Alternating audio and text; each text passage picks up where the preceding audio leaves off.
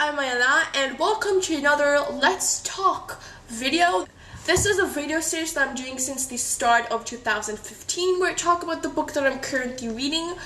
But in this video, I thought I might change it up a bit and talk about what I did this Saturday. This Saturday, I went to an art museum with my family, and there were these two really interesting exhibitions. One was of modern art from the last 100 years, and another was modern art from the last 3 years. It was very interesting to see the development of modern art throughout the decades. There was one really interesting piece where there was like this huge carpet. It was huge, like it was a red carpet or something, only like the gypsy kind of red carpet. And then as we were about to leave that room, we saw like on the floor it says, "Take your shoes off." And we're like looking at the guy, we're like, are we supposed to walk on it? And she's like, yes. So we took off our shoes, we walked on that carpet, and God, that carpet was so comfy and soft. Like, I was like, can we buy something like this to have at home?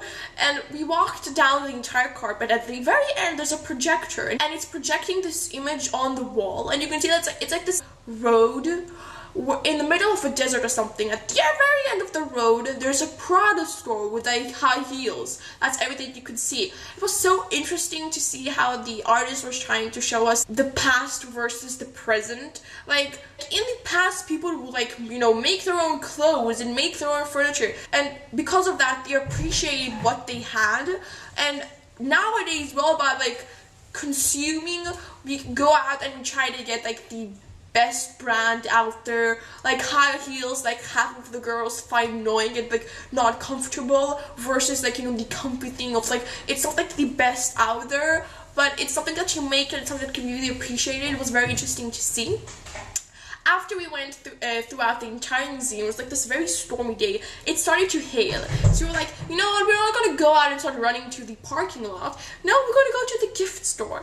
And I bought a couple of things. Now, I couldn't open them because they're like wrapped up in like plastic. This is kind of like a book haul or like a haul in general.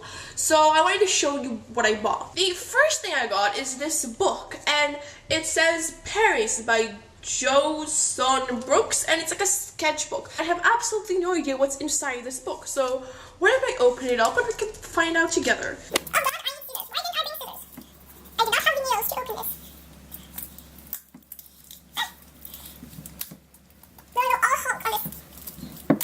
I will succeed at the end. Come on! No! I know what I can do. And this is what I have pinned over my bookshelf.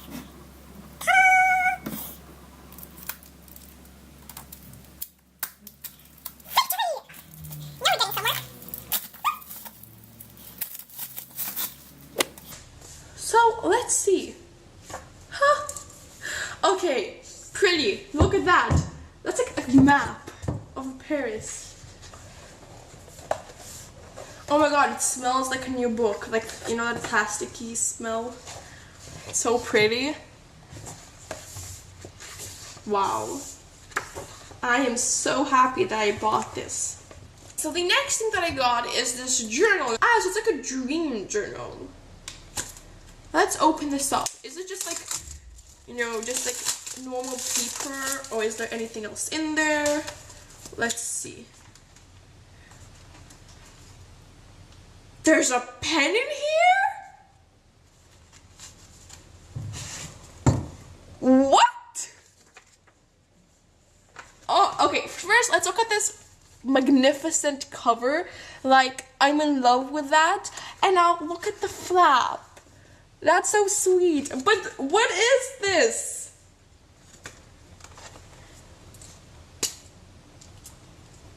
And I bought a pen for this journal. Oh! Look! Can you see? It's out of focus, but I'm not sure if you can see, but there's light. Let there be light. The last thing that I bought in the gift store was this bookmark. So I'm gonna open it up for you guys now. It says here 50 books to read before you die. But it won't come out. Come on. I don't know.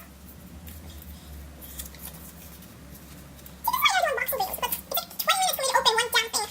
I don't want to destroy. Ah, it's glued.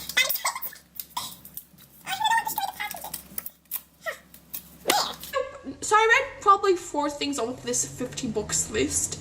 So this is gonna be my bucket list for the next something and something years I'm gonna be alive. After that, we went to grab a cup of coffee, and the coffee store that we ended up buying a coffee was connected to a bookstore, and they were having some great deals. Like, they had books with 80% discount on them, and then I found one book that I've been looking for forever, so yeah. The first book that I bought was The Miniaturist by Jessie Burden. This is another book that S.J. Watson blurbed the cover, where I again recently read it and loved it, so I'm quite excited and hopefully I'll be able to get to this soon. The next book that I bought is such an impulse buy, but at the same time, tell me that it doesn't remind you of The Librarian, and that is Libromancer by James C. Hines. This is the first book in the Magic Ex Libra series. That cover is hideous, but let's not look at that. This follows a libromancer, and he's part of a secret organization that has to protect the world from supernatural threats. He has the ability to reach inside a book and take things out of it, which is basically what I wanted from the age of 5. And he has to deal with the supernatural threats of vampires that have somehow leaked out of books. So tell me that this doesn't remind you of The Librarian. And The Librarian, like the trilogy of movies and the TV show, is just my love. I love it so much. And the TV show is actually doing a fantastic job with continuing on the movies. Yes, it's cliche and it's kind of, kitschy and stuff like that, but come on, the movies weren't. I mean, it's something that we all loved in the movies, so of course I'm gonna love the TV show, and I'm really hoping that there will be a second season. The book that I said that I bought at full price is a third book in a trilogy of books, and that's The Key, which is by Sarah B. Elfgren and Matt Strandberg. This is translated from Swedish. I have the first 2 books, which is The Cycle and Fire. Is it The Fire? No, it's just Fire.